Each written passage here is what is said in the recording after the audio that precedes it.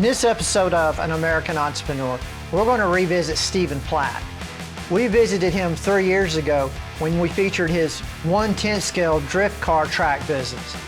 He's now added a whole new facet to his business. This is fingerboarding. So come join me. I think you'll find it very interesting and fascinating. Hey Steven, how's it going, man? Hey, pretty good. So welcome to what is officially known as Dark Fenix now.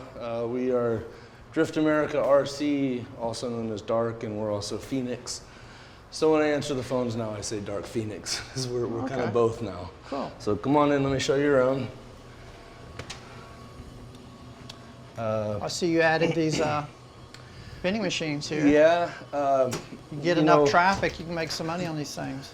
Yeah, we got them on Facebook Marketplace for $500 a piece. It wasn't too bad. Honestly, the project of getting them here was the biggest project. But yeah, it's a little bit of, it solves a problem, people leaving to go get something to eat, and keeps people hanging out a little longer, but it does bring in a little extra income for the track. That's been kind of the theme for the last couple of years since the last video is, other ways to generate income from the same location. Okay. And, business. This video, we're going to pretty much focus on the fingerboarding part. Okay. But I'll tell you what, why don't we, for those that haven't seen the first video, why don't you just give us a real quick tour of what you've got going on in here? Like, let's check out the store. Okay, yeah. So this is our shop. This is where we sell all the RC drift products, the chassis, wheels, tires, bodies. One thing we have introduced that's new is the magazine. We started producing a magazine about 6 months ago. It's a bi-monthly magazine called Dark Mag. And if you want more information about it, you can go to darkmag.com. It's basically a showcase of the whole RC drift community and the culture, what it's about, what are some good products out. We have a lot of showcases where we show like people's builds and some of the artists' work, some of the work people do. So yeah, that's the shop. Let's see the track real quick, and then we'll check out where you're doing the fingerboarding. So this is our track. We've updated the track. We've imported Japanese P-tile. This is kind of the standard surface that everybody in America is using now. Super G in California has been importing it for different tracks in the country. It's really consistent. It's really smooth. It's got a good mix of grip going forward and sliding going sideways. So it's pretty much taken over as the standard surface in the US. So we imported some of it and we put it down in March. Everybody really likes it. So this is where the pit area is now, right? That's one of the changes you've made. Yeah. We kind of took a vote and decided to move the pit area out here onto the track. And we moved all the fingerboarding plazas into there. So we used to have some fingerboard plazas out here on the track. But now it's kind of more separated into this room. So this room is dedicated basically to fingerboarding. Yeah, so this is the Fenix fingerboard shop. And we have obviously a lot of plazas. People come in and they basically have like a fisheye lens on their phone and they'll sit here and do tricks and try to catch it. They'll be off in their own world in a corner. It's cool because actually, with all the scenery, it doesn't look like much, but on the videos and the small scale, the sceneries look really cool in the background when people are doing tricks and, making videos for their Instagram or TikTok, whatever they're doing. So this is where you sell your fingerboards, Yeah, this is the fingerboard shop. We have a lot of decks that are made by deck makers around the world. So these are some that we picked up from the UK recently. They're solid fingerboard. And we have some from Utah. We have some from Arizona. These are made by a gentleman in Austin, the Fingy King. We have some that are made in California, Lost in Transition. The kick flick decks, we sell a lot of these. These are made in Florida. And we have some December decks made in Argentina. That's cool. And then, of course, Black River's from Germany. So the decks themselves are handmade, and they're very artistic. And then we have, trucks. So they come separate than just like a regular skateboard, a real skateboard. Whatever size deck you get a set of trucks that go with it, and then, the wheels. Some of the wheels are urethane, so they're a little higher quality, and they have a little more grip. When you're using them, you feel like you're kind of on rails. A lot of people like obstacles to do tricks on, and we have some that we make here in-house. We've probably saw the granite remnants on the front. Yeah. These are our handmade in-house ledges. This is actually labradite. We got some nice labradite, and people, jump up and do a trick on it, and looks good in videos, and they're pretty solid. And so how'd you come up with joining fingerboarding with the drift track? Well, actually, it kind of happened organically. People started bringing fingerboards. Actually, I think it was one person brought a fingerboard, and then some other people were like, "Oh, I can do that too." Well, what made you actually, or when did you decide to actually bring in those tables with the the plazas on them? I get what you're saying. What you're asking. The height of a fingerboard plaza is different than a table. Like a normal table is too low because you're up here, so you want to be kind of, my friend says, belly button height. So I asked, when I was making these tables, I said, what's the right height that you guys need to be able to comfortably, have your session, we call it shred. So they said, I forget what the number was, I think it was 42. But anyway, I built a table to spec, and we put it out here, and that was before I even, knew that they were called plazas, but since then we've made quite a few fingerboard plazas. They are tables specifically designed for fingerboarding. Some are a little higher, some are a little lower, but generally I think they're around 42. Well, it looks like people do it pretty much while they're standing for the most part. Yeah, mostly while they're standing. We have a Wednesday night session regularly, and every Wednesday night. And people show up and kind of compare what new wheels they got, or new deck, or talk about things that they've gotten recently, or show their new obstacle. And but for the most part, people are kind of in their own world with their cameras. And well, whenever you were talking about you build those plazas yourself, if you didn't build them yourself and you bought them, where are they coming from, and about how much did they cost?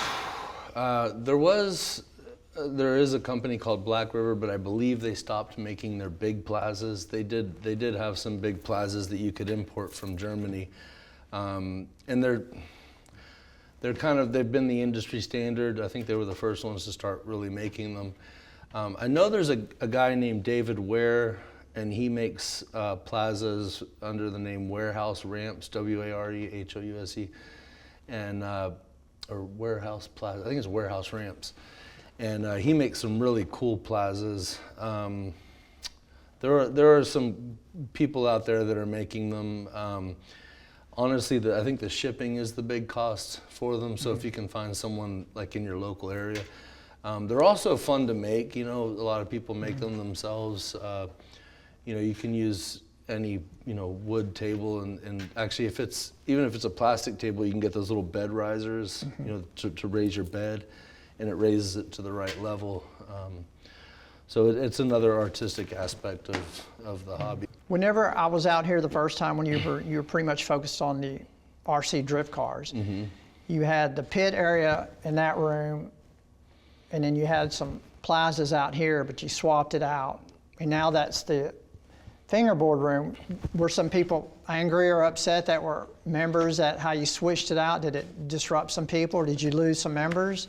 There's always someone that doesn't, Yeah, I'm just curious. I mean, people don't like change, but I know that there was probably some conflict when you make a change. It was really kind of a community vote to do it. So you did a vote amongst your members. Yeah, and actually the fingerboard, the people that primarily fingerboard, a lot of people do both, but the fingerboarders actually like having that room to themselves, I think. I liked having the fingerboard plazas around the track. I thought there was some nice scenery to have when people were driving. But it is also nice to have it kind of separated.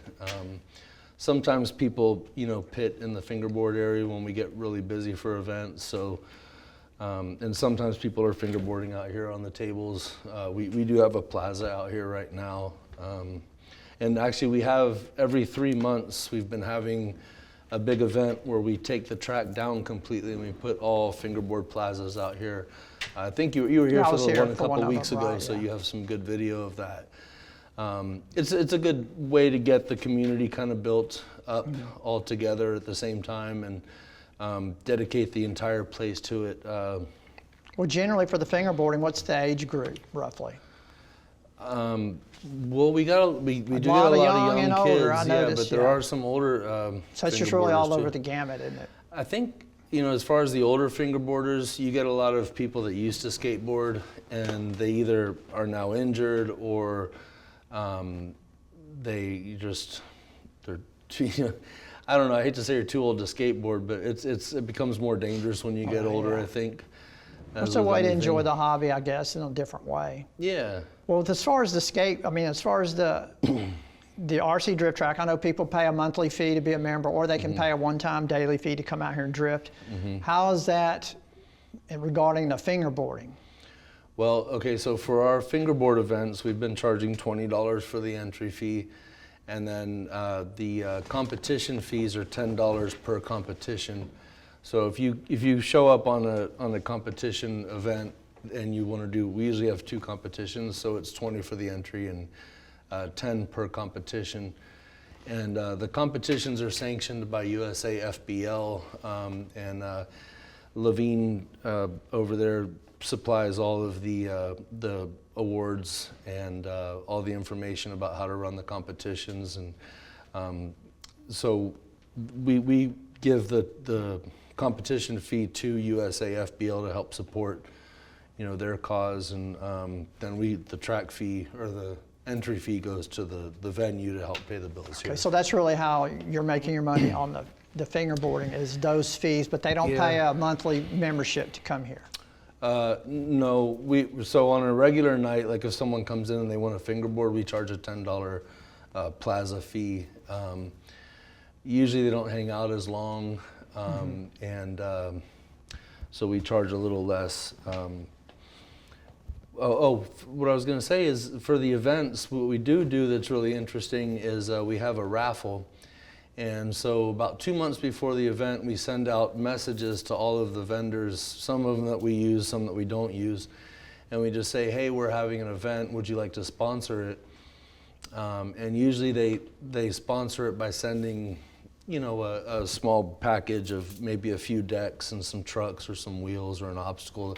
Whatever they make, they send a sample pack of it. And we put their logo on the flyer, and we make sure to shout them out every time we make a post about the event and say, you know, thank you to our sponsors. And when we get our, you know, sponsor kit, we take a picture of it and show it. And we end up with a table full of, you know, sponsored items, like great stuff. For the raffle, that's pretty cool, yeah.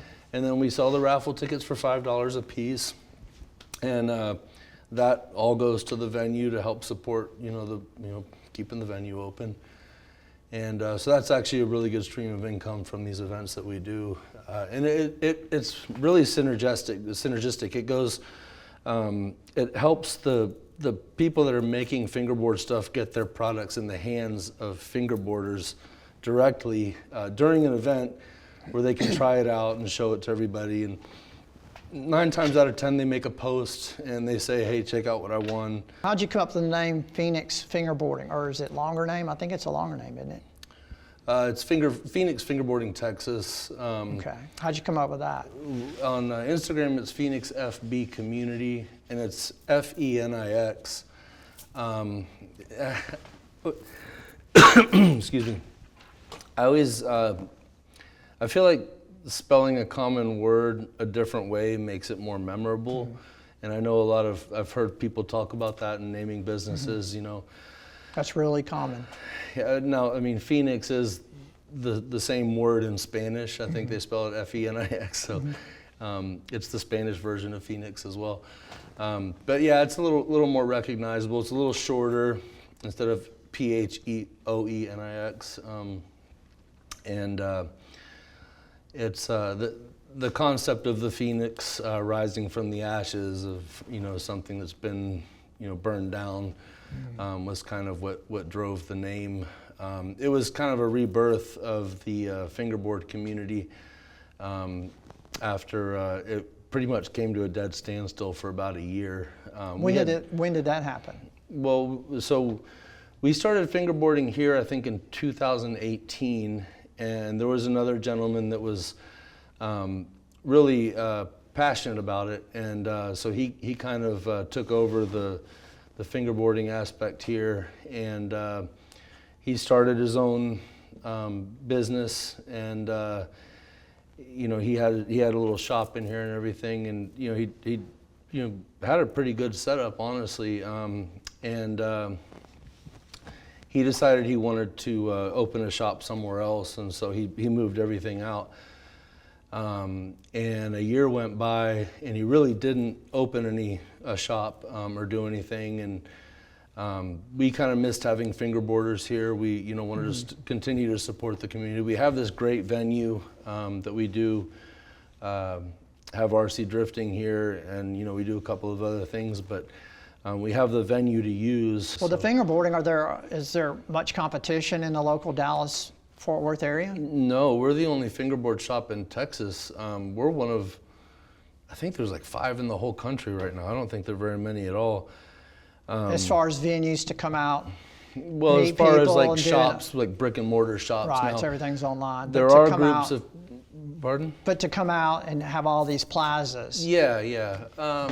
There are groups of people that have meetups, so they have they might, like there's a guy in Houston, Mason with Father's Skate Supply. They have a regular event called Salad Fingers, and they have it at a burger joint, and the burger joint is happy to have them there. The people that are there, they buy hamburgers the whole time, and they give them the back room, and they have all the plazas they bring. People bring their own plazas to help support the event, and so it works out pretty well. He does have a USAFBL sanctioned event during the event, during competition during the event, and so it's definitely, you don't have to have a permanent location to put on an event. And it does support the community, it gets everybody together, and people are happy to have something to go to and do something that they love. So what's next on the horizon that you know of or you're thinking about? For the fingerboarding? Well, just pretty much, I know your business here, you're RC drift track, now you're doing fingerboarding. Well, we've you got your magazine now. Yeah, so once you have a business location, like an address, that's, I think, an important part of when you get your sales tax permit. And I don't know if you have to have an address for a DBA. I think you could use your home address if you had to, but having a location, like a brick and mortar location actually, where you pay rent every month, it really opens the doors to do a lot of things. We thought about selling cars here, believe it or not, but there's so many car dealerships. Selling real cars? Yeah, real cars. Oh, okay, not drift cars? No, yeah. I mean, you could have like 5 cars in the parking lot that are for sale at any given time, and but the landlord has a strict policy against it because there are already too many car places around here. Yeah, there's a lot in around the shopping here. center. Yeah, and one place, they're repairing BMWs, so there's constantly broken down BMWs in the parking lot. But there are other things you can do, like we got the vending machines that doesn't bring in a lot, but it brings in a little bit. We have the fingerboarding that doesn't bring a lot, but it brings in a little bit, and the magazines now, same thing. It doesn't take up a lot of space. Something that we can do, from this location while we're here. Is it a quarterly magazine or monthly? It's bi-monthly, every other month, and it's called Dark Mag, DARCMAG, and we've been got a lot of subscriptions already. We've been doing it for about 6 months, and we're printing about 2,000 copies. Once you get to a certain point, it's not very expensive to get more copies. You get to economies of scale, it gets cheaper the more you make. Yeah, so the difference between ordering 1,500 copies and 2,000 copies is pretty negligible. So I'd rather have the extra copies on hand, and we've been actually doing pretty pretty well of distributing all of them. This is the only drift car magazine that you know of? Yeah, it's the only. I think there is an RC car magazine in Japan that I just found out about this weekend, but I guess if you can read Japanese, that's okay. Yeah, right. Well, there's Google Translate now, but Yeah. it's not drift specific anyway. So you're drift specific. We're drift specific and we're America specific, so it's on American RC drifting. How do they get a subscription of this magazine? Darkmag.com, darkmag.com, and it's $10 for the magazine and $5 for shipping, so it's $15 a month, every 2 months, to get the copy. And you're writing it pretty much and putting it together. I know you've got somebody that does all the layout and all that for you, and printing. Yeah, I got really lucky actually. There's a guy that makes a fingerboard magazine, and we've been advertising in it. Actually, it's Levine, the gentleman from USA FBL, and his good friend Brian from OMG Publishing, or OMG Marketing Group. And so what he does is he gets all the information together, and he puts the magazine layout, and he submits it to the printer. And so he's got a lot of experience with the magazine industry.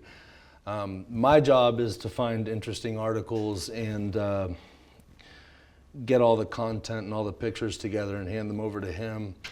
And then we actually have an editor, Liz, who's actually she's an English genius, and she catches all kinds of things that were mistakes made, and makes everybody sound smart. So I put everything together, she edits it, and then we turn it over to Brian, and he puts it all together into a nice looking magazine. And then the other job that I have is to reach out to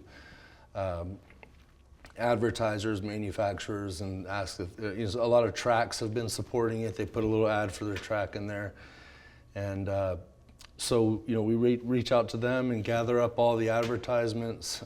Brian says it should be about a 1:1 ratio, articles to advertisements. Do you also have in your magazine the fingerboarding, or is it strictly just the drifting? We haven't done any fingerboarding in our magazine. There is a little bit of a crossover that we might talk about at some point. There are other drift tracks in the country that are having fingerboarding at their tracks. It's a good pairing, isn't it? It is. It's about the same scale. I think fingerboards are more like 1/8 scale, and the drift cars are more like 10th scale. So they're a little bit big compared to what they should be, but they look cool. I mean, there's a car right there with a fingerboard on the roof of it, and it is a good pairing. A lot of the scenery is the same, like the scale scenery. So, we have a scale 7-11, and people take pictures of their cars in front of it, but people also go over there and fingerboard and make videos in front of it. So it is synergistic, and it kind of pairs well together. So I encourage other drift tracks in the country to start doing fingerboarding. The retail part of it, actually, what's great about it is that everything's so small. So you can have, $7,000 worth of retail, and it'll all fit into one little box. Oh, that's cool. Like, right, yeah.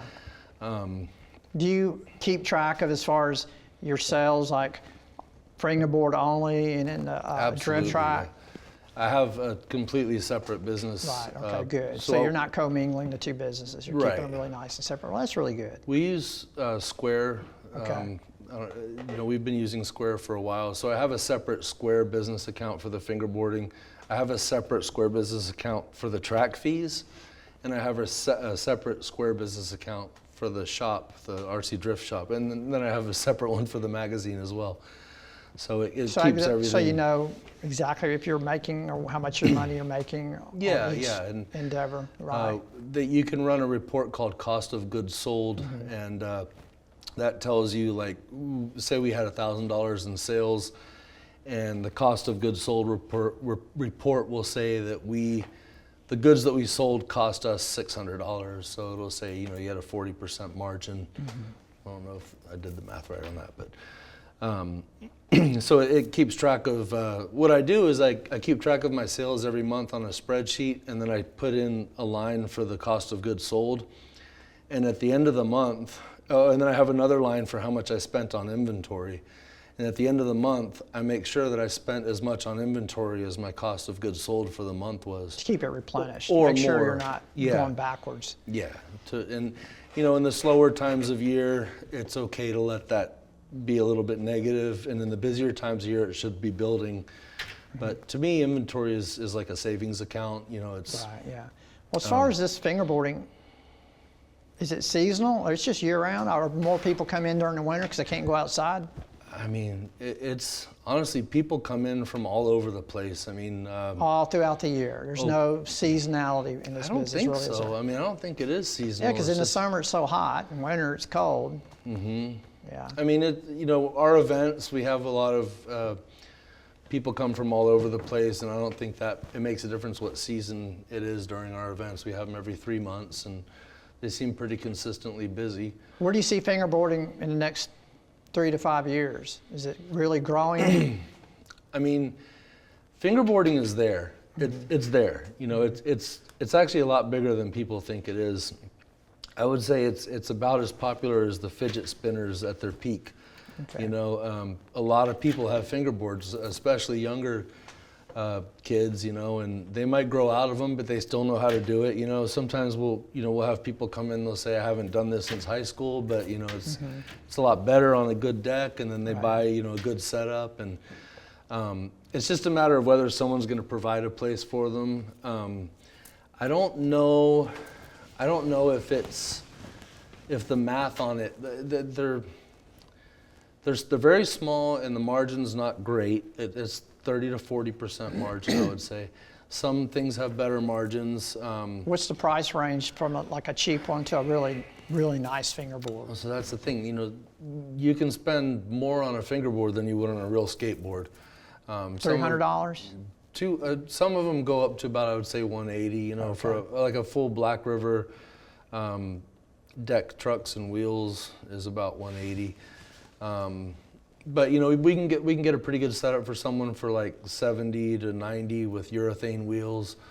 That's the same material to real skateboards are made with, I believe, isn't it? The wheels? Yeah, actually, Urethane? they have, they call them recycled wheels, where what they do is they take old skateboard wheels and they drill them out and they make little tiny fingerboard that's wheels cool. out of them. Yeah, it is cool. It's really cool. I would think too, like anything, if you buy a really nice fingerboard, then it's easier, you can do tricks better versus a really cheap one, I would think. Yeah, but the urethane wheels are quite different because when you use them, they feel like you're on rails. They don't slip as much. And the trucks are a lot different also. They're a little looser, and you can put bushings in them. Oh, really? That's like cool. Rubber bushings that make them kind of squishy. And yeah, so it does make a huge difference to have a higher quality, fingerboard. Oh, and then there's also high-speed bearings. Some of the wheels, you can spin them and put them up to your ear, and they'll just go for like 30 seconds. I don't know how. There's not much mass to spin, but they just go. So. Well, I noticed when you had that event, about how many people would you say was here? 50, 60? Yeah, I think it was around 60. Okay, 60 and you bought like fingerboards. 15 or 20 pizzas. I thought that was really cool because you didn't have to do that. The events, I have a spreadsheet for events, and I keep track of all the costs. Actually, what we've been doing for the fingerboard events, which is kind of cool, is we'll fly someone in, like a well-known fingerboarder from Instagram that people know. Like this last event, we had a gentleman named Butterfingers, Dallin, and he came in from Utah, and it's not terribly expensive. It's $200 plane ticket, and he stays. Actually, honestly, when we have these events, a lot of times people sleep here. They bring, a blow-up mattress that or whatever. saves them money and all. It's like a Yeah. lock-in or like Yeah. a sleepover, and people stay up till 4 in the morning fingerboarding, and I don't care. I'm gone by 11. Right, yeah. Well, that's cool, man. Like I said, you open up your place, and it's very, almost, it's a family-oriented Yeah, kind of thing. it's like a clubhouse kind of. Yeah. So I have this spreadsheet where I keep track of all the money I spend on the event and then all the money that comes in. And there's a bottom line that says you made this much on the event, And so I'm always thinking about that, even when I get pizzas, I spend, $150 on pizzas, that goes in there. Sometimes we have a DJ, that goes in there. Sometimes we fly people in, that goes in there. And Sometimes we have a raffle where we put inventory in the raffle from the shop, you know, and I do put that in there also. So it's good to keep all that in your head, you know, you're not just spending money and, you know, that way you know where hoping for you're the at. best. Yeah. I mean, I always tell people, I mean, the smartest entrepreneurs, they know their numbers. If you don't know your numbers, you could be in trouble, not even know it. And I've seen that many times over the years. People think they're making money, and then they realize, well, I am, but it's not worth my time. So that's really cool. Well, Steven, I appreciate you letting me come out here again. And I have no doubt that this fingerboarding and your drift track is just going to keep growing. I'm waiting for you to end up in a much bigger space, probably, you know, as it keeps growing, you know. To be honest, but I know you love it here. Yeah, it's got a lot of history and a lot of good energy, but also the rent here is pretty good, so we're Yeah, well then you're not going anywhere for sure there. We wanted to extend into the place next door, but when we went to do it, they said that they raised the rent to almost double what it was originally. All right, thanks a lot, Steven. Yeah. Thanks a whole lot. Thank you, Curtis. Good to see you again. I think the biggest takeaway Steven shared with us is how he's always thinking of new ways to generate revenue. Also, when you've got a brick and mortar, there's so much more opportunity versus if you're just doing something online. I hope this video added value and you enjoyed it. I'm Curtis Mulberg. Thanks for watching, and I'll see you next time.